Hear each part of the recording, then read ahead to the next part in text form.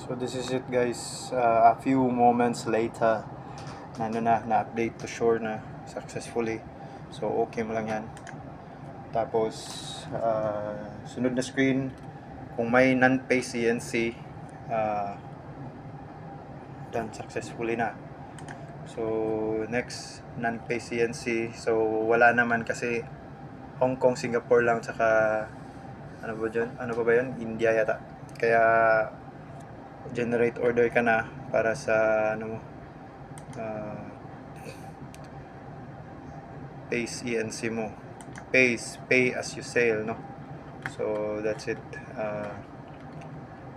Maya maya pwede nang i-download yun, kaya hintayin mo na lang pag meron na. So na-click natin yung submit, no? So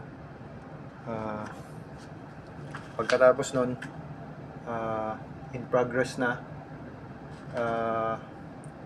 After ilang minutes, pupunta tayo dito sa mamaya, no, pagka na ano na yun, kung may na-generate na.